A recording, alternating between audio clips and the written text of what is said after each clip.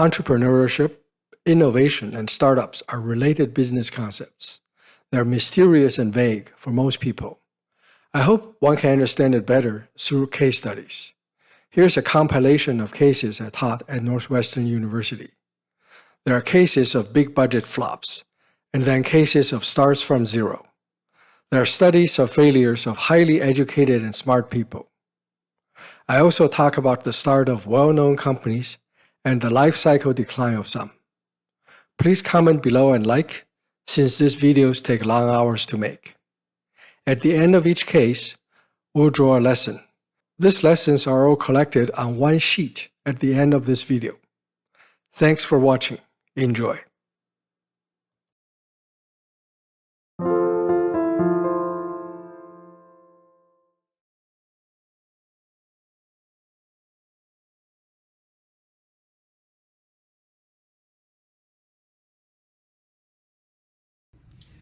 If you want to talk about failed entrepreneur activities, you cannot not talk about the New Coke. New Coke was a product that was introduced by Coca-Cola in 1985. Now, everyone knows that Coca-Cola has a secret formula, and this was the sacred property of the company. However, Coca-Cola really have to respond to the mounting competition from Pepsi-Cola around 1985. So what they did is they introduced a New Coke. The New Coke has a different formulation. The company was trying to completely reinvent itself after 100 years. They did a lot of customer survey. The customer survey said, "We love it. We like this concept." They had blind test of flavor, and people love it. All the market analysis suggests that this is going to be a great success. So they launched it. Guess what happened? People actually organized protest against this new product. Now think about it. Protest on the street for a drink? Unheard of.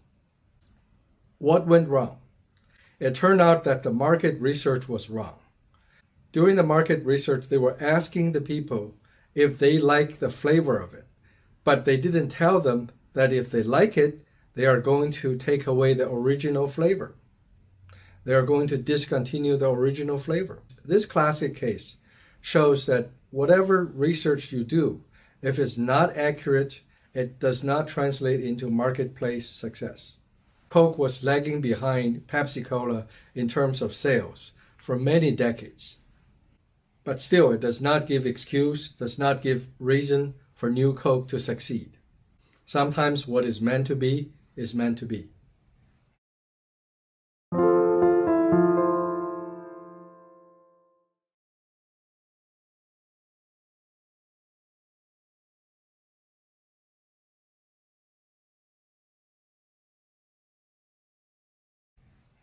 During the COVID-19 pandemic season, people use Zoom calls, FaceTime all the time.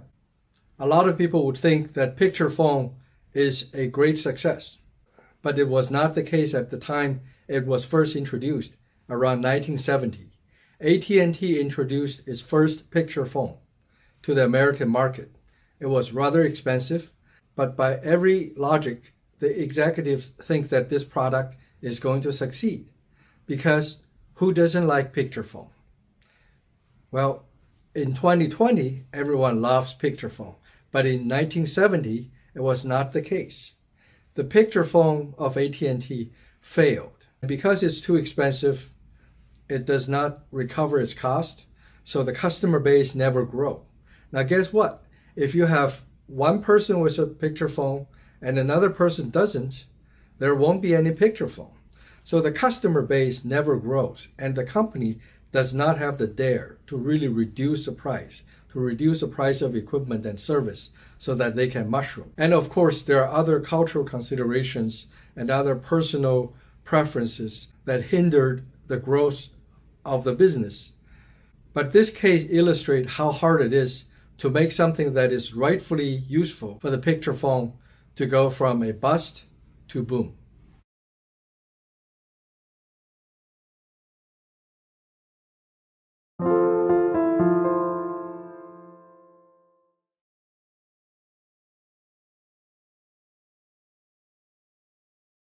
Have you ever wondered whether it's possible for some entrepreneurs to have perfect record? It is actually impossible. Think of professional basketball. Stars like Michael Jordan have a scoring title and have many, many championships. But their success rate at 3-point is only 33%. That means they miss two for every one that they hit. And it's the same thing for people in the entrepreneurial world. Steve Jobs, for example, failed at launching Apple Newton. Apple Newton was a handheld computer that was ahead of its time. It was beautifully engineered, it was nicely made, and he was really doing his best as a product manager. Unfortunately, it was not accepted at the time. On the other hand, one of the great things that Jobs succeeded is Apple iTunes. Now, he was able to turn the music industry on its heels. How was he able to do it? Before Jobs started, the ecosystem of the music industry is already there. People use MP3 players, and some people use websites for pirated music. It was hotly debated, but nobody knew how to solve it. Jobs was the only one who recreated the entire ecosystem for digital music. He has iTunes, he set the pricing for songs, he made the iPod for playing music. It is a stroke of genius, making something out of nothing, making a great thing out of nothing. The people like Jobs, doesn't matter whether they fail or succeed. All they want is to create the best product out there, to create the best value out there, and they keep trying. And guess what? If you succeed once out of 3 times, that's good enough. Most of the entrepreneurs who want to start have another problem. They never start. So if you never start, your record stays perfect and your success always equal to 0.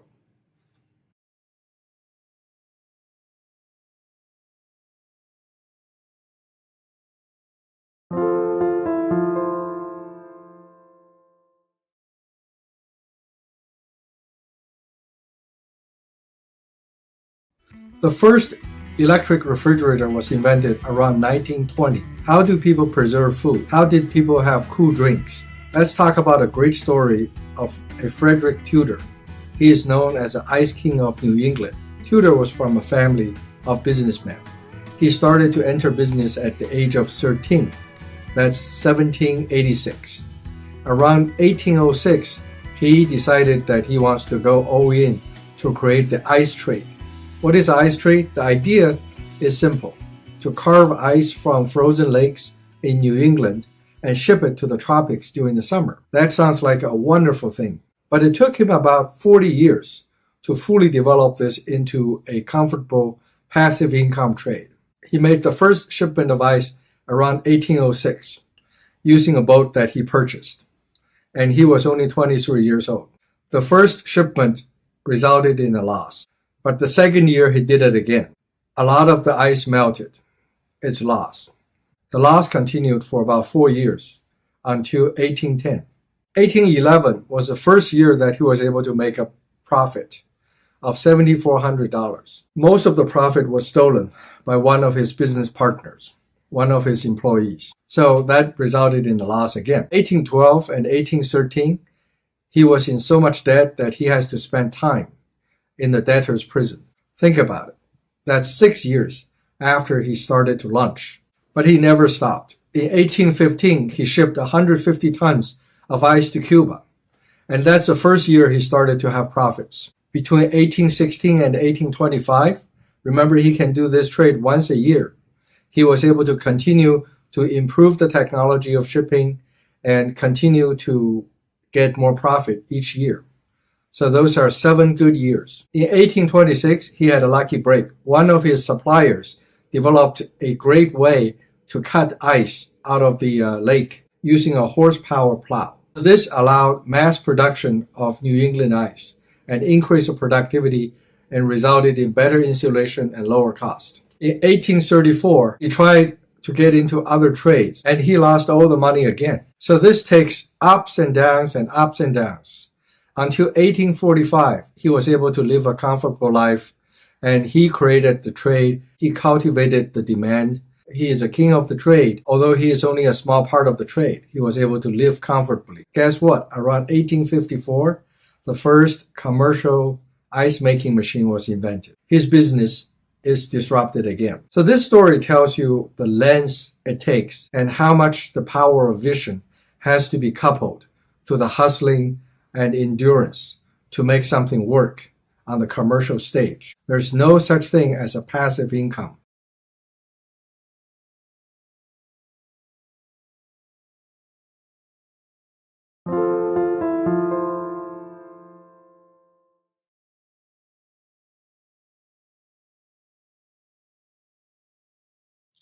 For many people, the startup world seems like a paradox because we all know how risky it is. It is very risky, as many people would warn you. The rate of success is very small. But on the other hand, all the successful entrepreneurs that people admire, Elon Musk, Bill Gates, Zuckerberg, they are the top rich of the world, and they are all entrepreneurs. So what's going on here? It turned out that they have a secret.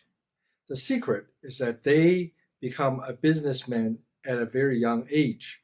They earned the business mindset when they are very young. Elon Musk started a large number of companies. People all know what he did with SpaceX, with Tesla, and PayPal. But what is important is what he did before that. Even before he started PayPal, Elon Musk had already started a company with his younger brother. And this company makes software tools for New York City newspapers. They sell them tourist information to newspapers. And this company was able to sell at $370 million around 1998. That is his first pot of gold. But what is important for Elon Musk is not even that. It's what he did before. When he was very young, his dad took him for a tour of the United States, and they stayed in hotels. In those hotels, he learned the joy of computer gaming. There's always computer gaming machines in the hotel lobby. So when he goes home, he started to program ardently for making games himself. He used Commodore 64 to make games, and he was able to sell games at a very young age of 12. So that is his first foray into the business world. He learned to make what people want, and he learned how to sell things. That's where he got his first entrepreneurial mindset. When Bill Gates was a high school student, he and Paul Allen was working on computer programming at that time. Bill Gates, even in high school, was already entering into the business world. He was consulting for local companies, and he made a software to control traffic lights when he was in high school, and he intended to sell the software. So he already is a businessman. Even before he goes to university, even before he started his first company, he was already into business. He has already had his taste of real business and gained his mindset.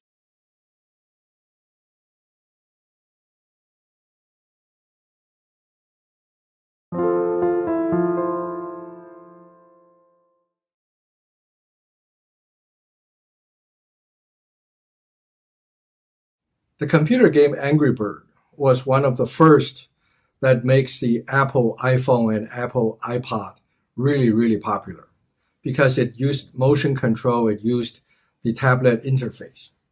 But do you know why Angry Bird becomes so popular? Actually, nobody knows. It went viral. People demand it. And seriously, no one understands. It's certainly well made, but there are a lot of well made games. It's certainly interesting, but there are lots of interesting games. Exactly why does something go viral is not often known. The story is actually very interesting. Three technical geniuses out of Helsinki started Rovio, and they started to make games. They were heavily debating about whether to make business software or making end consumer software like games. And it's a hard debate. They got the funding from their parents. One of the parents happened to be a very rich and famous and successful entrepreneur. So he's got money to spend. He spent $1 to $2 million of his own money to keep the company going. Guess what? The company write codes, write apps, publish it, and see if it fly off the shelf. It tried once, it didn't. Tried twice, it didn't. Tried 3 times, it didn't. Tried 4 times, a small success, like a base run for baseball.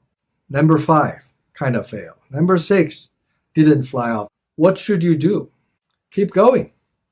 It turned out that their number 52 app, something that an engineer wrote on the side in spare time, actually became popular. You can consider Angry Bird, the game, as a great success. Is there a formula for that success? Maybe. But if you just copy all the formula, you may not have the success. A lot of times, good luck happens when you try something for a very long time. But when you try it for a very long time, you have to try it in the right way. You want to try the right way in a lot of times, and you will fail many times, but you will have one success. And one of the most famous story is Angry Bird.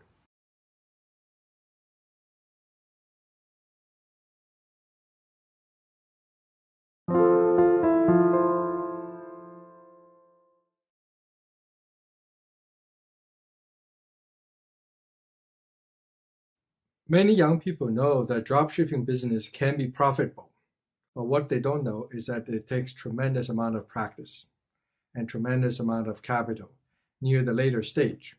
If you need a successful navigational example, it has to be Gymshark. It started by 2 youngsters at their age of 19 when they were in college. Their names are Ben Francis and Louis Morgan.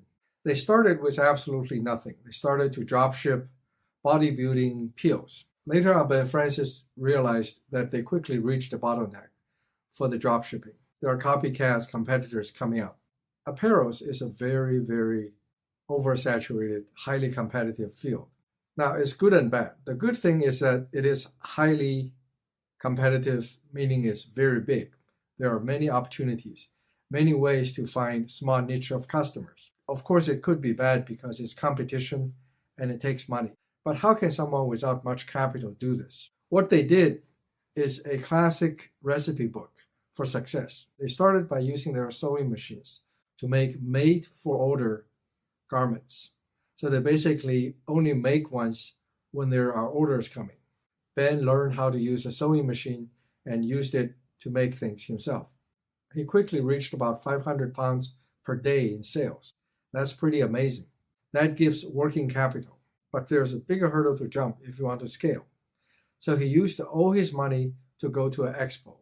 And at the expo, they used Twitter, they used social media to promote, and they quickly reached 30,000 sales within a few hours after the expo ended.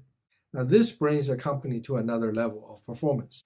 As of 2019, they have about $170 million of revenue for about $20 million worth of profit. Now, that's pretty amazing, considering that it started in a very saturated area by 2 people with no capital. The key for Ben Francis' success is that he became a business person by entering dropshipping. Even if the dropshipping operation was not a huge success, it enabled them to become businessmen. It enabled them to have a business mindset. Later on, their success is achieved by using advertising and promotion heavily. If you don't advertise, if you don't promote, you can have the best product on earth. No one will show up at your door and pay you. So I hope this lesson gives everyone a hope that you can start with nothing, that you can start as a student, you can start as a side hustle, and you can start with no capital, no designer, and finding the validation first, and then build on top of that. To some extent, this is a success following the lean startup formula, because you want to find what people want to buy and then enlarge that sales, enlarge that part of the business. Of course, the success cannot be copied easily because it is also a survival story. There are many ways that you can fail. That's what the classic story books, a Wikipedia page will never talk to you about. So if you want to start a good business, large business, $100 million business with no money, you owe yourself to look up the story of Gymsharks.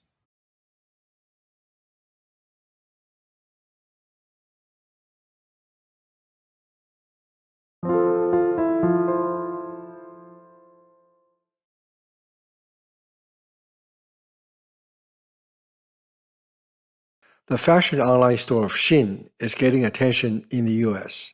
The founder is worth $10 billion. What an overnight sensation! Or was it? Let's review.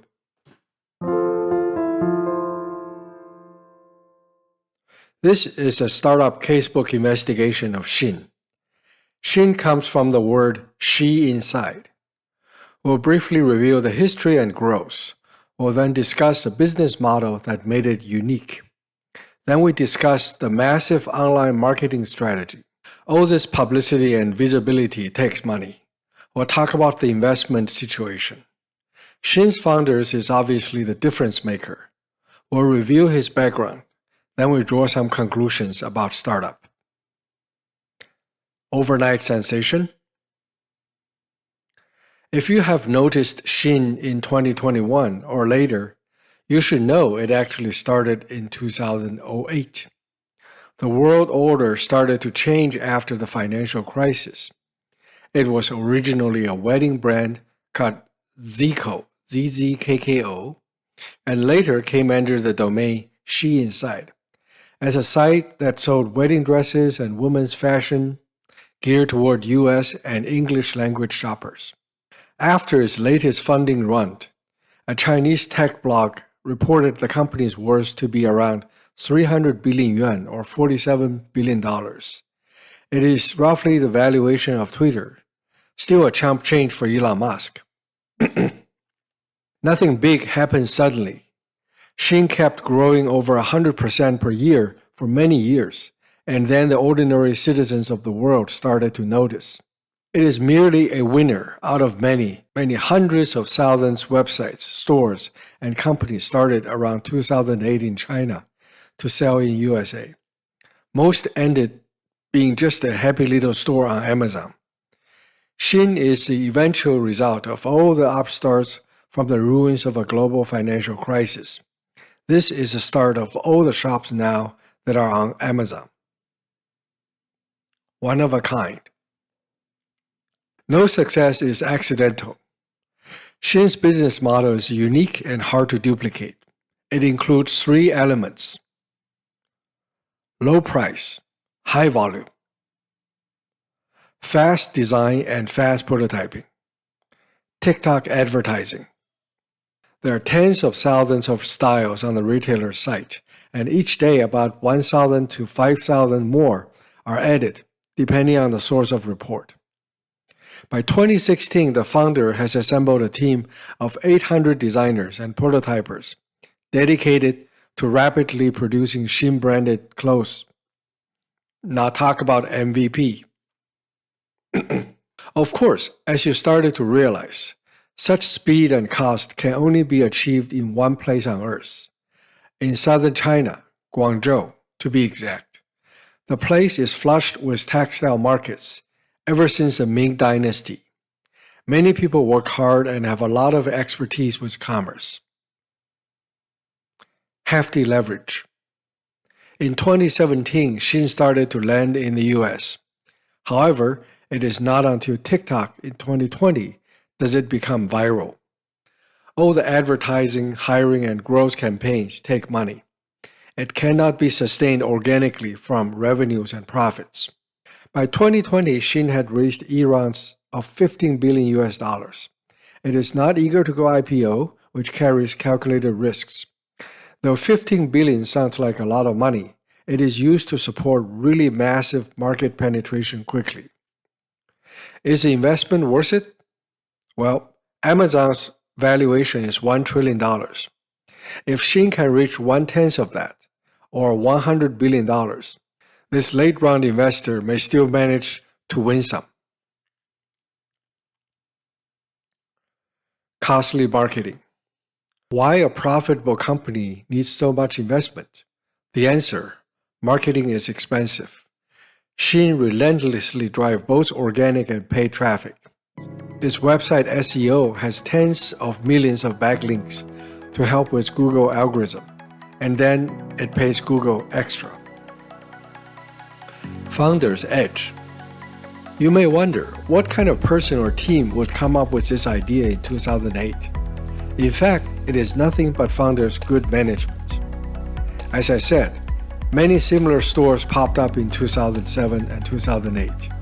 The founder, Chris Xu, or Yang Tianxu in Chinese, actually was a fresh college grad in 2007 from Qingdao University of Science and Technology. He did not graduate from Tsinghua University or MIT, but he did SEO work on his first job off college. He took off from there. I tell all these lessons to help listeners draw some conclusions. Here are some important lessons that I hope you agree. It takes 10 to 15 years to achieve anything great. It takes extraordinary founder and persistence to win. Without capital, no one will know Shein. Traffic and habit building is crucial, part of the customer acquisition cost. Technical insider knowledge of SEO is key, and this is an unfair advantage for the founder. Do you agree? Please leave comments. A story like this is always epic when you look back the day one of the start. Actually, stories like this are not rare, but very common. For other stories, please take a look at my channel. I'm listing 2 questions here for thinking and discussions. Why do you think it is important for the founder to take investment? Do you think anyone else would have done the same if they started at the same time? Thank you very much. See you next time.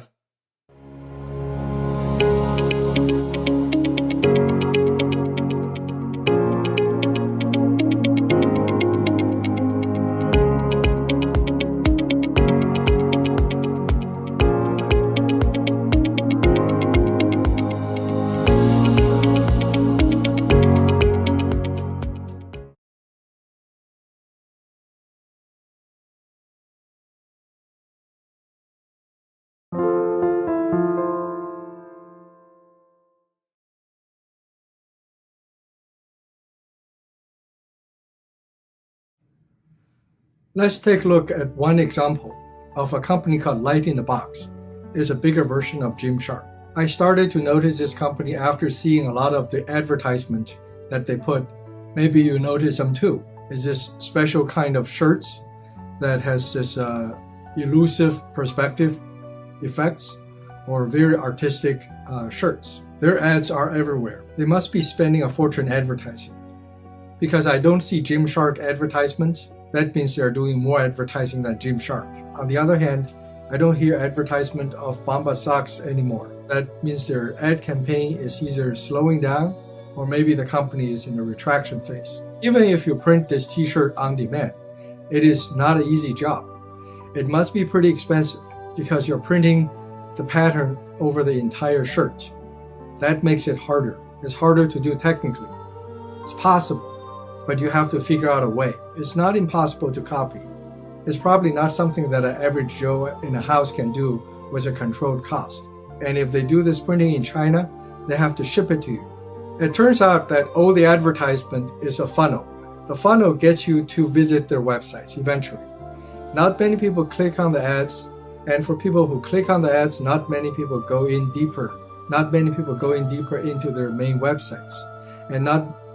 And still fewer people would bookmark them, still fewer people would browse, but financially somehow, I have to believe that the money they get at the end of the funnel is more than enough to support the ad campaign.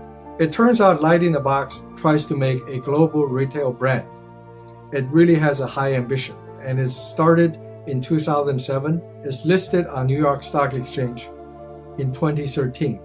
With a revenue of about 70 million per year. Whether that revenue is entirely real or not, I don't know. but let's trust a company on face value. Now, in the larger scheme of things, this company is not a big online shopping drop site company. It is way, way bigger than any drop shipping site. It is way bigger than Gymshark. It is way bigger than Bombas. But still, have you heard of it? Unless they do advertising? According to the limited reviews that we see online, the company has very high shipping costs. And perhaps that's one of the tricks that they do to make more money. It's naturally higher because you're shipping from overseas. But maybe they are making some money through the shipping. They're using part of the shipping cost to justify the revenue or the profit. Look at the stock performance. It has been going downhill slowly ever since 2013. Now what's happening?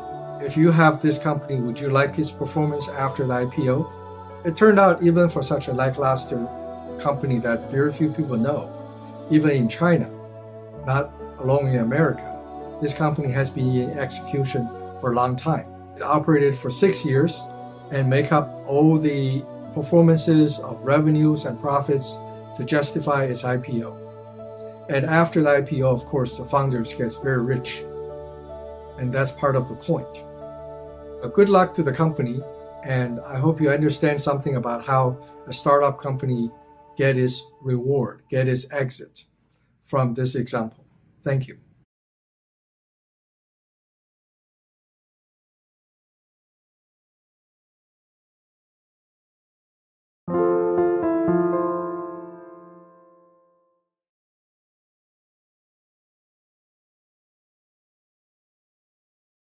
Early on, I have already identified the reason that you must focus.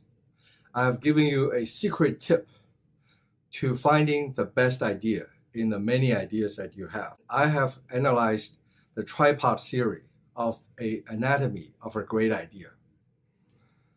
So now if you have a vague idea, that's only one leg of the idea tripod, you can construct a big business idea.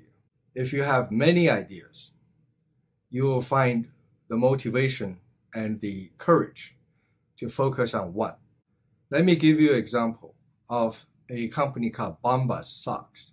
Bombas socks is a company that makes and sells socks. Bombas socks buys low-cost source from countries like China and sells it in the United States. They buy for about 50 cents and they sell for $15. How were they able to do this? So they were able to do this through heavy advertising. They spent $100 million on advertising on radio, not on internet. And their claim, their story is that they give one pair of socks for every pair of socks that people buy. So that's the story of Bombas socks. Bombas socks also claim that their socks is extremely comfortable. So they have the 3 legs and the camera. The camera is the socks. Would many people care about socks? Of course they do. A lot of people care about socks. Would business care about socks? Yes, because now they are advertising on radio stations. Radio stations love them because they're giving radio stations advertising money. The sock factories in China love them because they're taking products off their loading dock. Do they have a good story? Yes, they do. That's how Bombas construct a great story. I'm trying to show you that every idea can become a good story. Here's another example. Let's say you're interested in food safety. You know there are food makers that use subpar materials for making products and they sell them at high price. Let's say you don't like this. That's a great idea. How do you do this as a business? One company did it this way. They serve as an undercover detective in the supermarket. They go to the supermarkets and pick up random products, and they identify if any of the sources uses subpar materials. How do they get paid for this? They actually sign contract with the brand companies. So the brand companies want to weed out any bad imitators. They want to get rid of low bar competitors. They want to get rid of copycats. This company therefore gets paid from the brand companies, and they do a great service for the environment, for the consumers. So they have the story, consumers love them, and they have the financial income, they have the business model, the brand companies love them. And they turn a vague idea, placing the food into a real business. It's not a big business, but it affects the lives of a lot of people. That's how they succeed.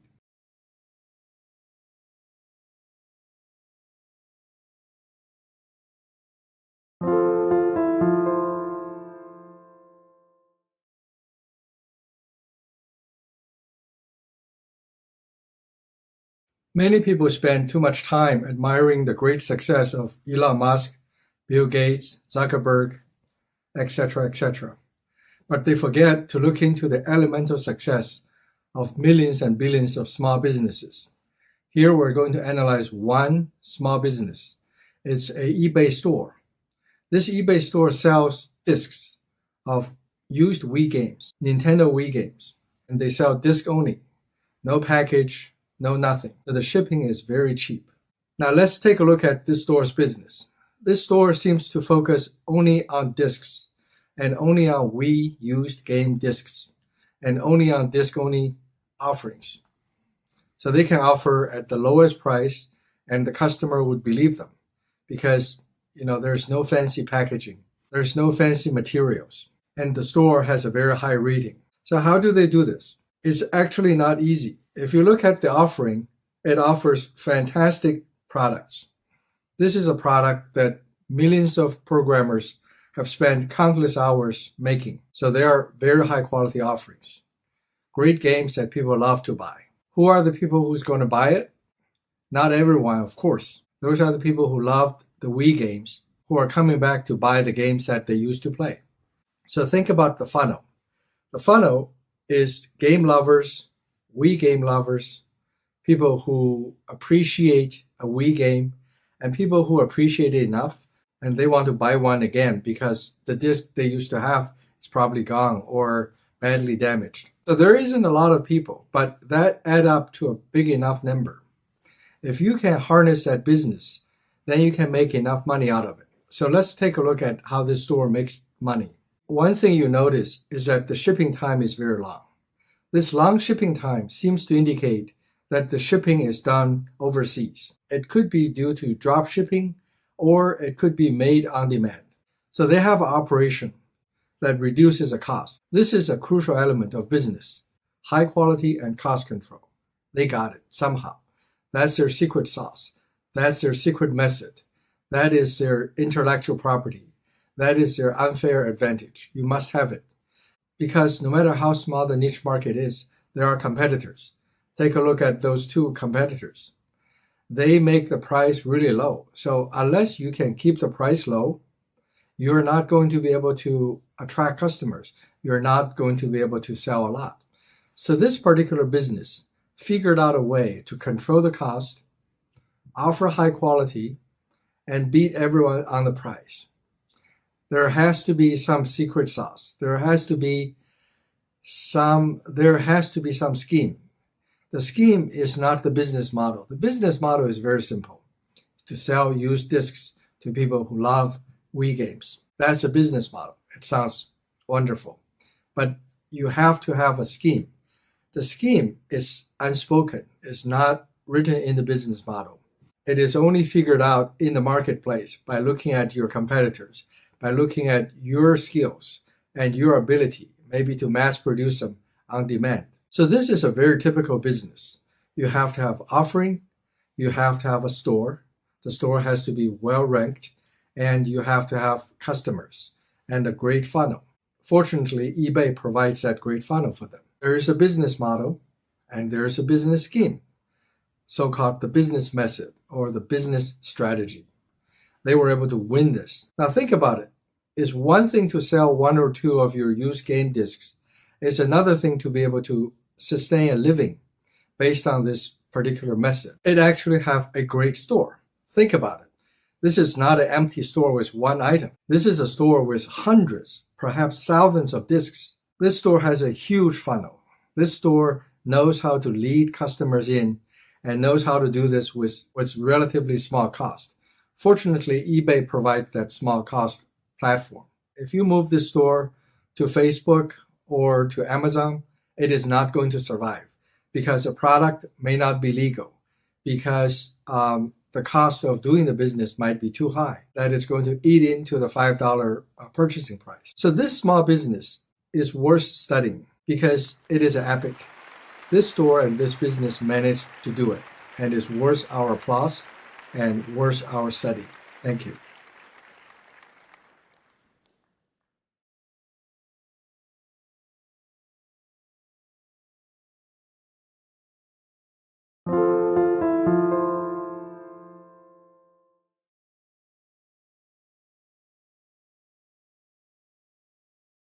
Most business stories are hidden. They are concealed.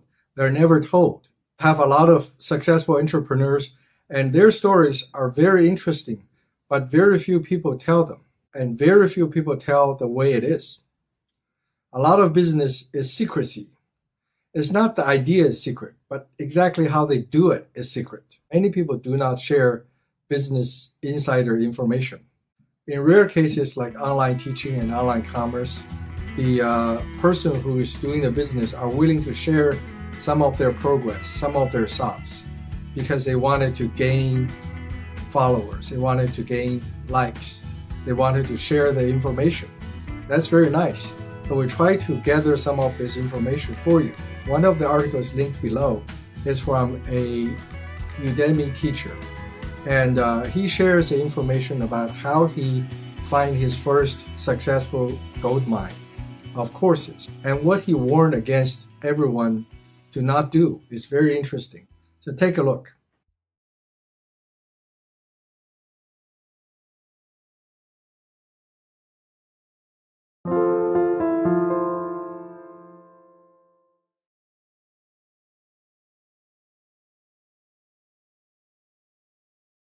Thomas Edison had a lot of great inventions. One of the tricks he used is to invent many things in parallel.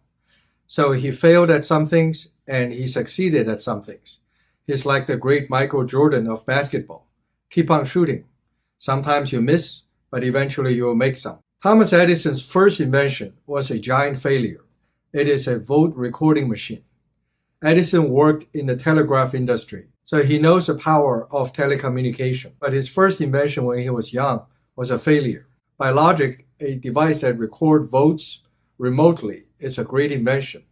It allows for speed, it saves time, it makes the government very efficient and transparent. But that's exactly why the people in the politics do not like it. So eventually he wasn't able to sell any of those. The reason that this is a bad invention was that there was no qualified user.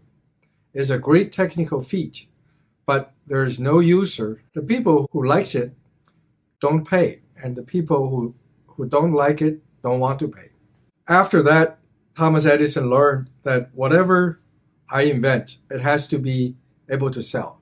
If I can't sell, I don't invent it. Edison invented a number of cool things. The electric pen is a modern-day copier. It allows somebody to handwrite something, and then the movement is transferred to a wax paper and later on used for print. It's a modern-day office automation machine. It is interesting and useful and was able to get customers, but it's difficult to mass produce. Eventually, Edison has to give up after about 10 years of trying, and ultimately it becomes a reasonable business.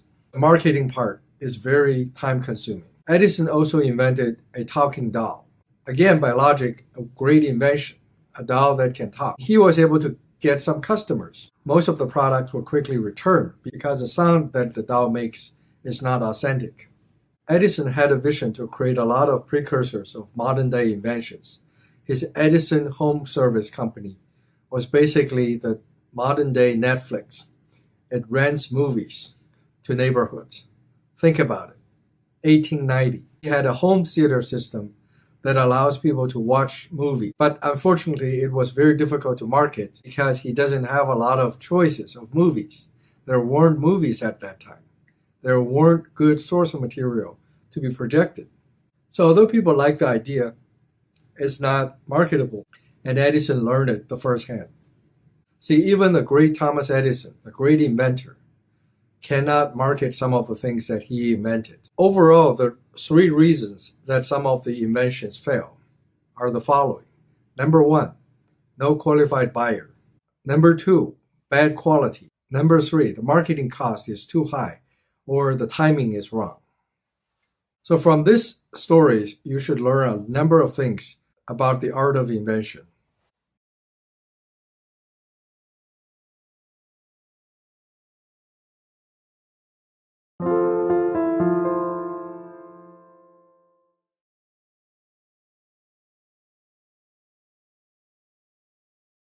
A lot of companies that are started off in academia ended up in failure.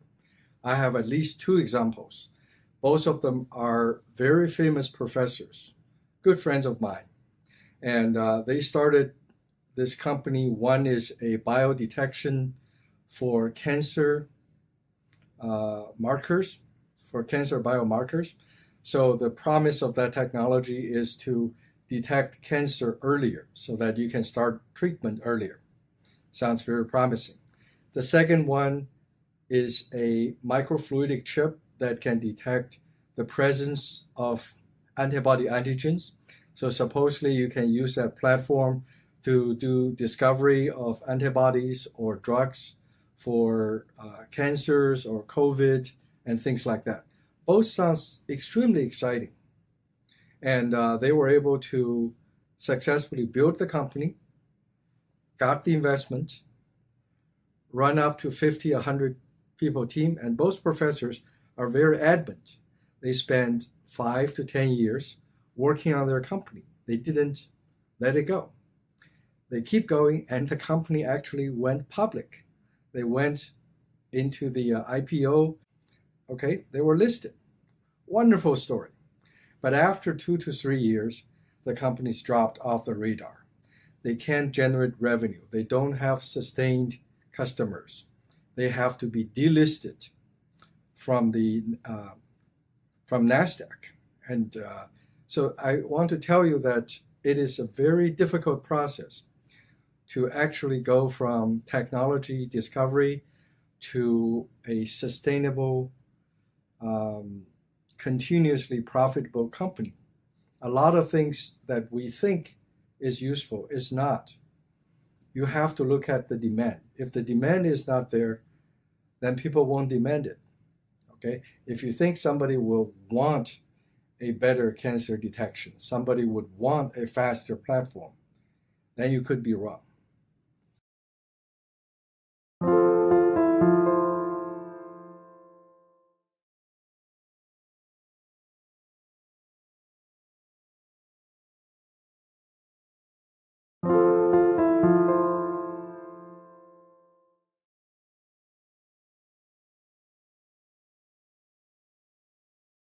Who am I and why do I create a class like this? My name is Chang Liu. I'm an engineering faculty. I have deep background in engineering. I'm a fellow of the IEEE, and I have been a professor for 20 years. But in order to understand startups, I have read all the books that are available out there, but they're not satisfying.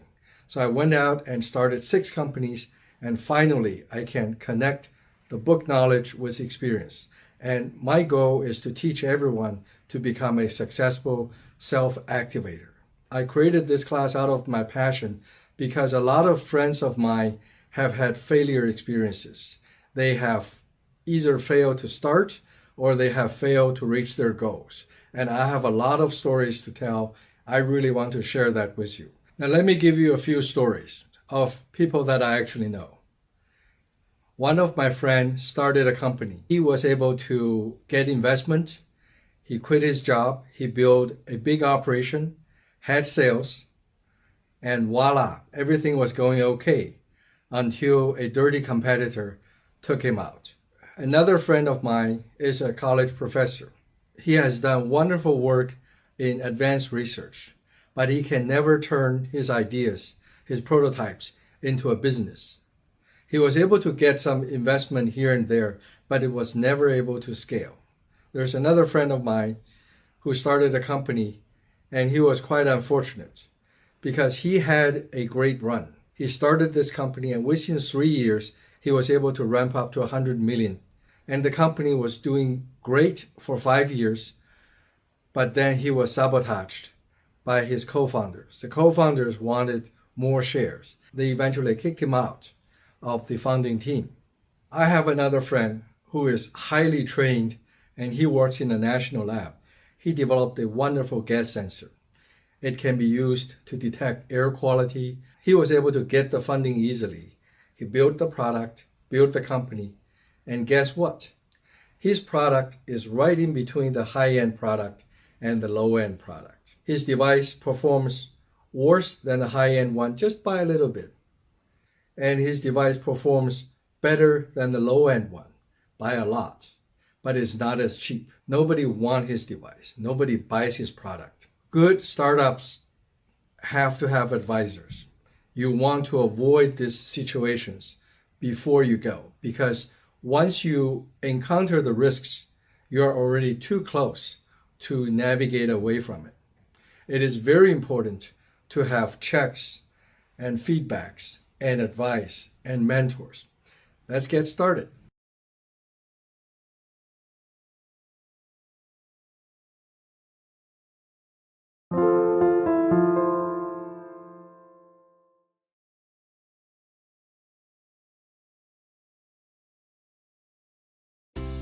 Let me give you a real example that I encountered. It is about a formaldehyde sensor. Formaldehyde is a toxic gas that can endanger people's health. Our company makes it. We make really the best product in the country of China. But market is a lot more complicated than you think. In our handheld formaldehyde sensor category, there is a high-end product from England, and then there is a low-end product provided by a local competitor. The high-end product costs $1,000 each, and supposedly it's very trustworthy because it's from a foreign source. The low-end product also claims to be very good, and they sell for $100. So the price differential between the high-end and the low-end is amazing. But ironically, the low-end product sells 100 to 200 units a day, and the high-end one only sells 10 a day. So how do you position your product in the middle? That is very difficult, because if you make a product that is the best in China, can you beat the low-end one that has a very good marketing strategy? They basically decided to sell for very low profit margin. On the other side, can you beat the foreign brand with a high quality, high price product? Our quality is almost as good as the UK brand, but people have a preconceived notion that products from the West are better. Now, what are you going to do? If you're the second best in the world, you are a price taker. You have to position yourself in between something like 1,000 to 100. But mind you, component cost of all the sensors is about $200. Unless you have a big marketing volume, you're not going to be able to sell for 100. You're between a rock and a hard place if you're the number 2 in the world. Why is that? Because you have to compete on both price and marketing strategies.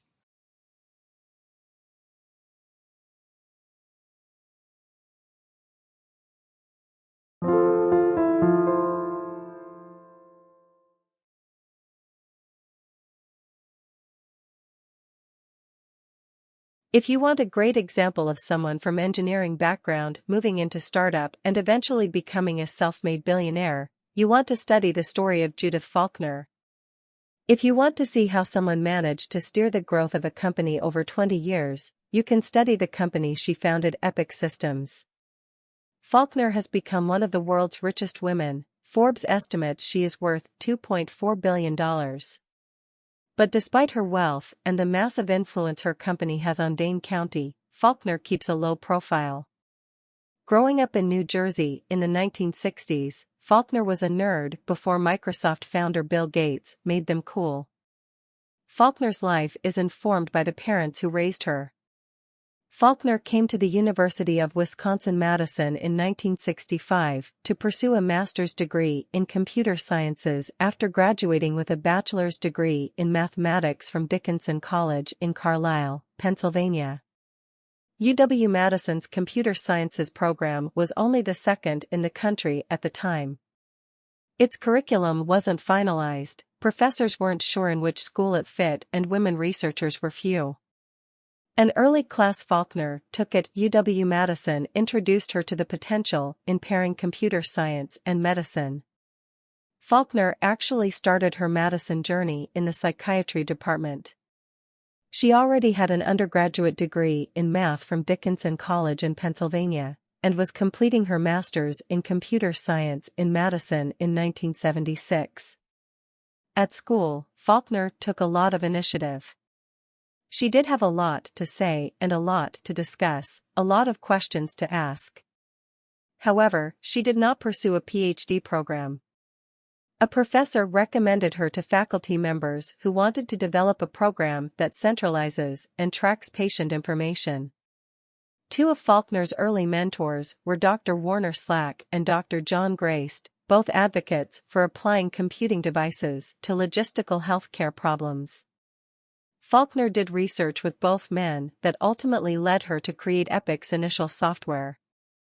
In fact, Warner Slack has started to make computer and patient interact since 1966.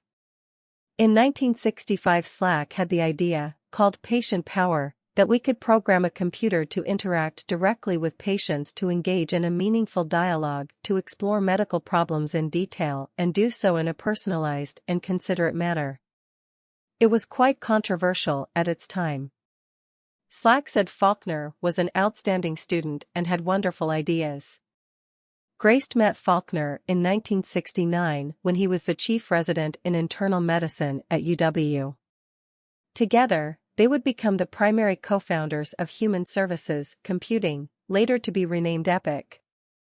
Graced, who worked in the psychiatry department, needed a graduate student to make a call schedule for the hospital using a computer, and called on Faulkner. She stayed up all night several nights in a week to finish it, Graced said. These later become the foundation of Epic. Faulkner wrote the code, using the computer language MUMPS, Massachusetts General Hospital Utility Multi-Programming System. The founder of Meditech, an electronic health record company, had developed it in 1968 at Mass General Hospital. Faulkner's program became the kernel of the Epic electronic health record. In an era pushing for openness, Epic has accomplished this in a decidedly old-fashioned way. Its electronic health record is based on a 44-year-old programming language called MUMPS. By 2000, Epic had 69 customers, and had yet to figure in a top 20 list of EHR vendors for hospitals. Its hospital customers were negligible, but two had quietly garnered awards, notably the Northwest branch of Kaiser Permanente in Portland, Oregon. So, when the Oakland, California-based HMO began a search in 2003 to replace its old IBM system, Epic found itself on a short list that quickly became a face-off between Epic and Cerner. The Kansas City-based company had over $500 million in revenues in 2003, more than 3 times Epic's. It was also founded in 1979. Kaiser decided they liked Epic, but wanted Faulkner to sell the company. However, Faulkner refused. Over 20 years later, Cerner was sold to Oracle, while Epic still remains in Wisconsin, still remains true to customers, and still remain Faulkner's. I hope you find this story interesting. It shows 1. Many smart people can get into the right position to hit on something by serendipity, many even at the same time, some even before you. 2. Some of the startups succeed on hard work and eventually good luck. 3. Customer service and connections are important. 4. Business strategy plays a key role among a field of competitors.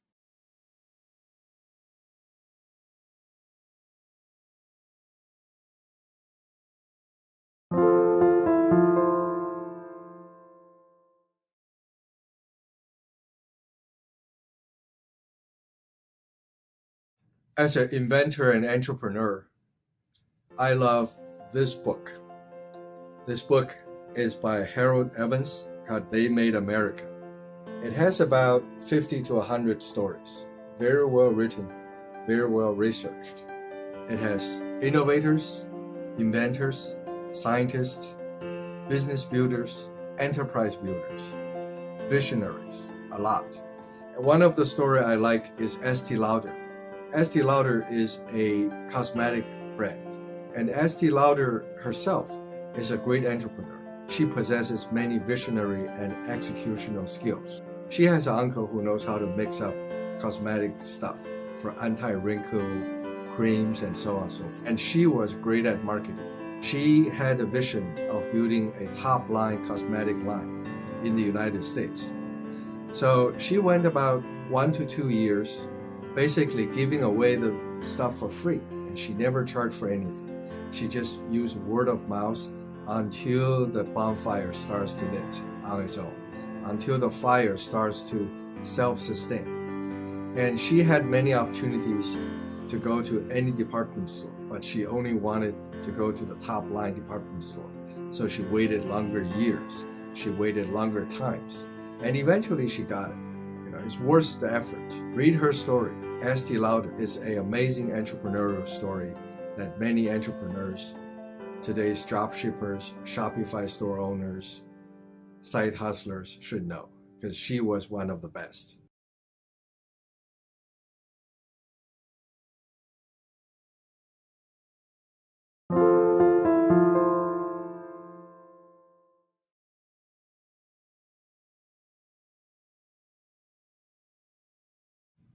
This picture depicts a very famous scene. You see a horse carriage coach is crossing a train track, and the train suddenly has to stop. This is a product demonstration arranged by George Westinghouse. George Westinghouse is an American enterprise builder. He is extremely experienced. He is a good inventor, a good enterprise builder. He started with mechanical knowledge, never went to school. He was fortunate enough to have a lot of skills, and he encountered the age of trains, the age of natural gas, and the age of electricity. At one point in his career, George Westinghouse invented an air brake. It's a Westinghouse air brake that uses high pressure air to stop trains, to stop rapid moving trains. This may sound like a no-brainer invention, but it's not the case. He tried to sell the train brake system to a lot of train operators, and they don't want it. They use cheap laborers to stop trains, and those laborers encounter great risks, and many times the trains cannot be stopped in time. Westinghouse system changed all that. It does not require laborers. It's an automated system, and it can stop trains very fast. But still, no one adapted the system. No one used his inventions. This is despite losses of lives, losses of damaged goods. It illustrates how hard it is for an invention to be used, to become an innovation. Westinghouse had to use all the money he got to build a demo system for a fast train. And the story goes that he gets all the train executives onto this train, and they were cruising. All of a sudden, a horse carriage coach crossed the train rail and was stuck there. So he was able to stop the train very fast and avoid an accident. After that point, his train brake starts to sell. This illustrates the importance of marketing. Marketing is to qualify your products and to build up the demand, both in terms of the end users, the consumers, and the executives in the train companies. Westinghouse is extremely good at it, but still he has to use all the money he got to build one demo system and illustrate the effectiveness. This is not an exception. Every invention encounters the same process.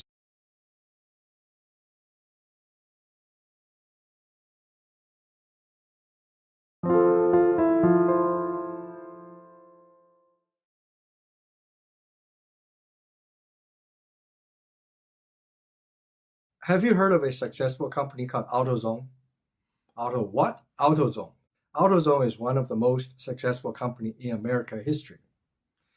It is NASDAQ listed. It sells aftermarket car parts and accessories. There are branches everywhere in the country. And if you look at the stock performance of Autozone over 30 years, it's just amazing. Now you might want to ask, how do people create this kind of company? Was this some smart design, careful thinking, and intelligent execution? No, it's none of that. Autozone, like many great companies, started by accident. It was started in the 1970s, actually, 50 years ago. It started off as an auto car parts division of a grocery store called Malone and Hyde, a single local grocery store in Memphis, Tennessee. The grocery store was a great success, and the car division called Auto Shack was also a great success. The founders of the grocery store actually sold their grocery store to another company and sold the auto parts part to yet another national chain operation. And who would guess that the Auto Shack, which started off as a convenience service to the customers of the grocery store buyers, actually becomes such a big giant. This story shows that a lot of great success happens by accident. But this is not an accident that happens to you when you're sitting in a study. This is an accident that happens when you're grinding it out in the business world. You see, many great opportunities happens every day. If you're not out there, if you're not in the ocean waiting for the wave, you will miss it. Because great waves comes every day, every minute, every second, everywhere. You have to be out there. You have to be in business to see those opportunities coming and going and catch the first one. That's the success of all the great young entrepreneurs as well. Steve Jobs, Gates, Musk, they were all business-minded. They were all businessmen. Despite their age, they were all businessmen. They wait for opportunities. They can smell and see the wave coming, and they catch it. After you catch it, you ride it for a long time, and you catch a lucky break, and you become big.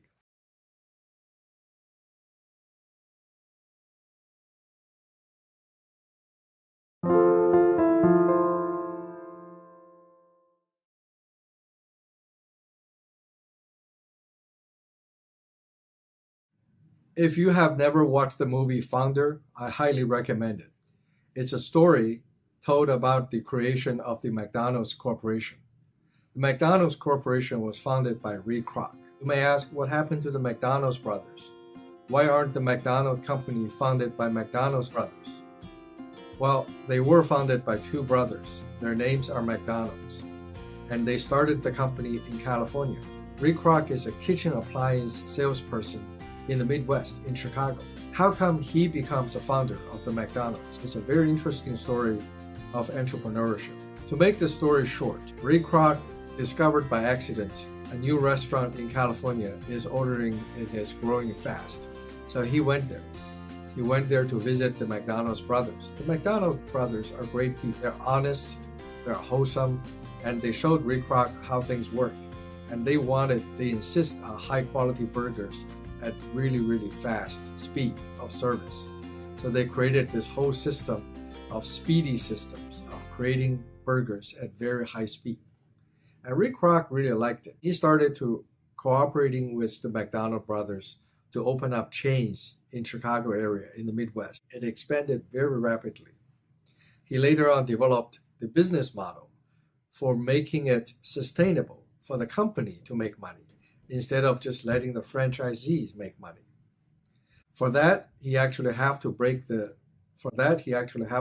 contract with the brothers, and for which he paid a penalty to the brothers later on. So this story is very interesting. It's about a vision-driven entrepreneur who went through heaven and hell to realize his plan, to realize his vision.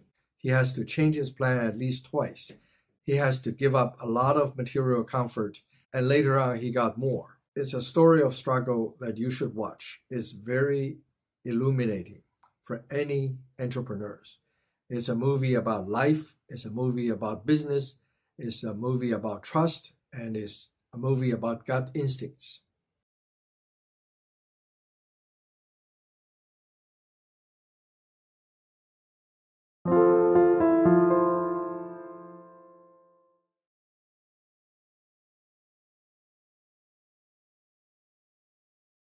One of the hallmarks when you become an entrepreneur is that you start to see a lot of things you didn't see before. Every grocery store on the street, every restaurant, every giant company in Silicon Valley becomes a business to you. You don't think of them as a establishment. Think of them as a former startup that has succeeded and they have grown. Every business, whether it's a restaurant, a website, a giant tech unicorn, they all had an epic story. It's not easy to start and it's not easy to stay alive. There are a lot of stories that are never told. One of my favorite stories is a restaurant near where I live. In our village, there's a restaurant that sells breakfast and lunch, but not dinner. They were very popular and they have done extremely well for 20 years. Later on, I became a friend with a restaurant owner and I started to know how hard his life is. First of all, he doesn't really make a lot of money. In order to save the cost, he refuses to take credit card, which makes it very difficult. For 20 years, he gets up at 4 a.m. to go to a supermarket so that he can get the freshest ingredient for the lowest price. Now think about it. That's hard work. In order to keep 2 or 3 people on the payroll, he has to generate enough money to support their salaries and benefits. And again, that's not easy. Unfortunately, this restaurant was also closed due to the COVID pandemic season. Even a small restaurant, even a giant tech company, no matter what, is a business. It's about mutual benefits exchanging, and it's not easy to be in that position. If you want to start any company, you have to plan to stay there for a long time, and startup also takes a long time.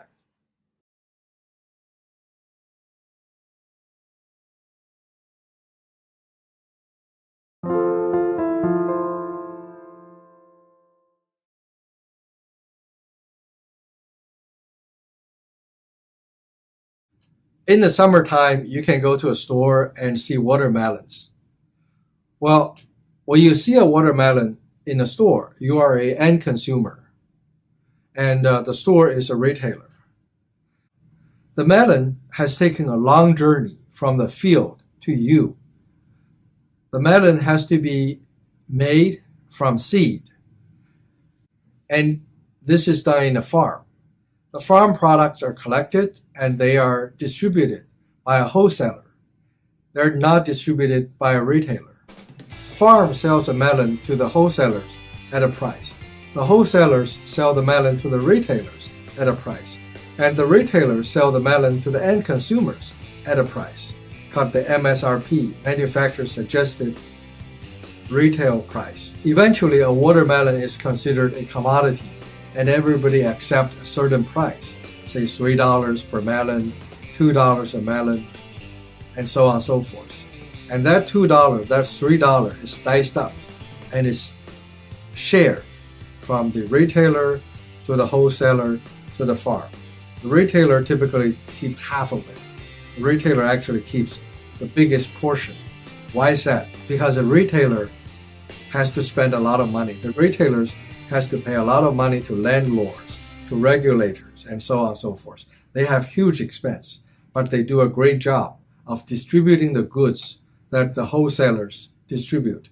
And the wholesalers makes it life much easier for the farmers because the farmers never have the bandwidth to deal with the selling part of it. But the selling part is 90% of the watermelon's price, no matter how low the price is.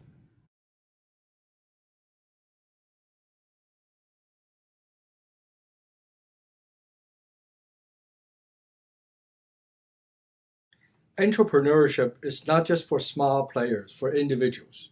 Big companies also do entrepreneurship. And for this, we need to study the case of Motorola. Motorola is a Chicago-based company that pioneered the art of mobile phones. Now, in the early days, Motorola was a great success. Its introduction of the mobile phone was both an element of luck and an element of dare. Near the end, Motorola was not able to catch on the digital mobile phone era. It was lagging behind because of its success in the analog mobile phone. The story of Motorola shows that you can succeed from nobody to a giant, and then you can fail as a giant. In the early days when Motorola was introducing the cell phone, people were not expecting to make a phone that you can call from anywhere on the street. Most of the mobile phone concept was for car use, and that's very limited use for executives, for rich people. Motorola had the vision of making a mobile phone a cellular phone concept. It becomes a leader of this arena for many decades. The success sometimes leads to failure. In the Motorola's case, it was successful in introducing the Motorola Razr. It was a beautiful phone. It's thin, it's sleek, it's sexy, it's a powerhouse. However, the chief engineer of this mobile phone object to the introduction of new digital mobile phones. They argue that digital mobile phones are clumsy, they are big, they're not as good looking as this previous generation one, so they did not commit themselves to developing digital mobile phone. Guess what? Motorola has already ceased to exist because it failed to make the transition. It ceased to be relevant in history, even though it was a pioneer of cellular phone technology.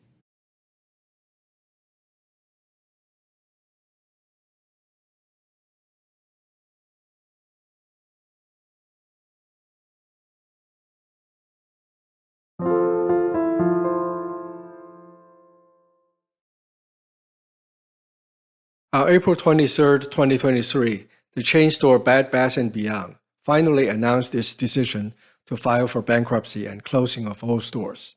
This certainly marked the end of a chapter for many people's landscape of Americana. Bed Bath & Beyond was formed in 1971 and was called Bed & Bath. It is a big box retailer of home essentials, including bed accessories and kitchen tools. It was founded by Warren Eisenberg and Leo Feinstein in 1971.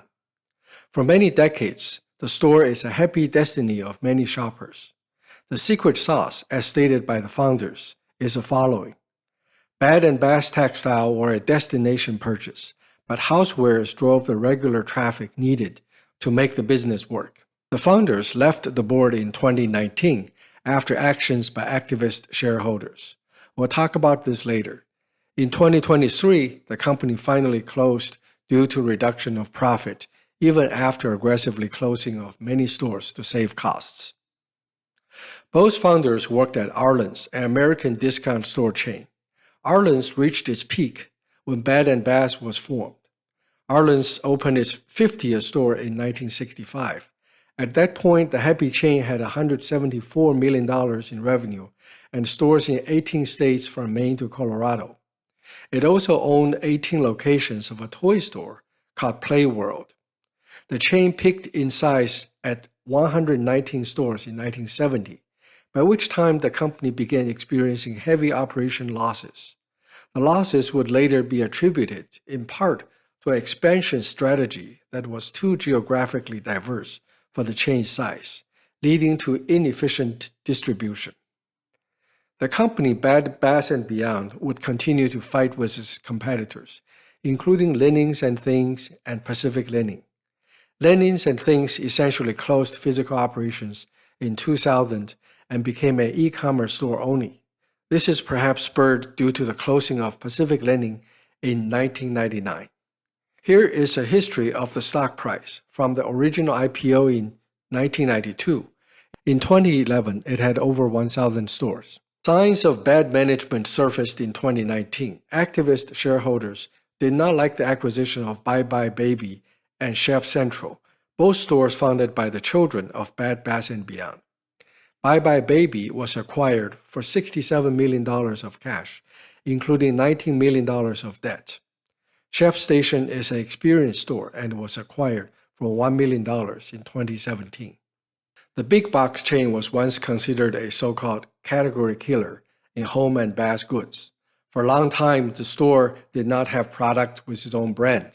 This clearly was a source of declining profit when you carry brands for others. For example, candles were priced for $30 for two, a clear ripoff by the brand seller. However, establishing an own brand takes time and money. The chain has seen its fortunes falter after an attempt to sell more of its own brand goods.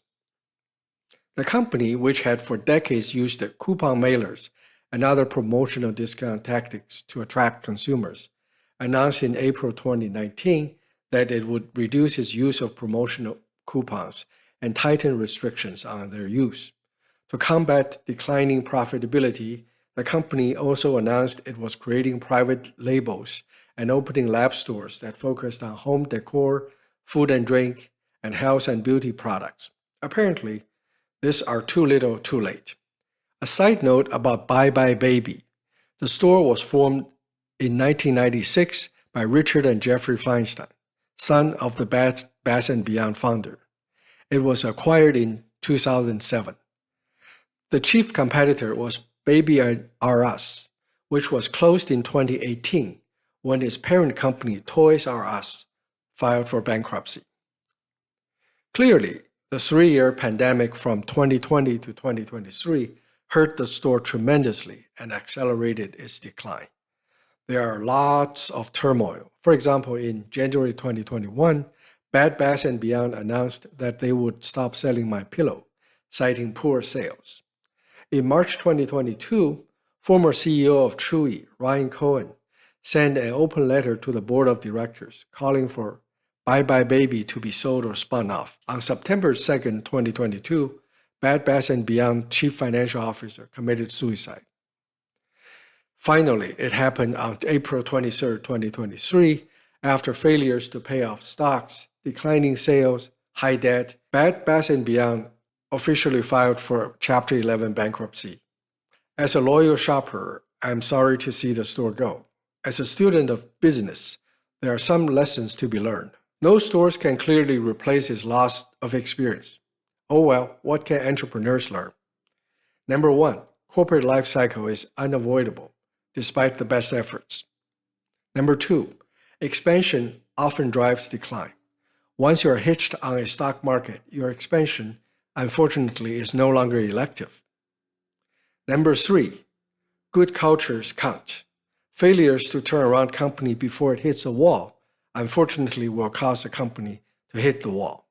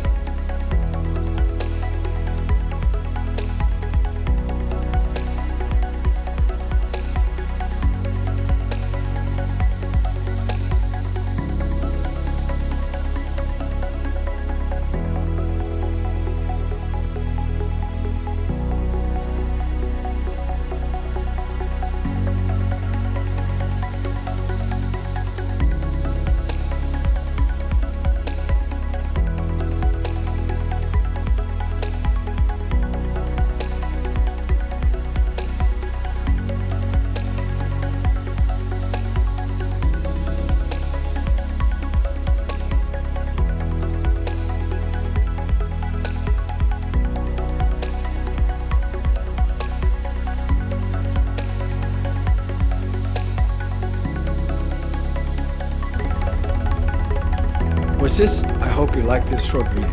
Thank you.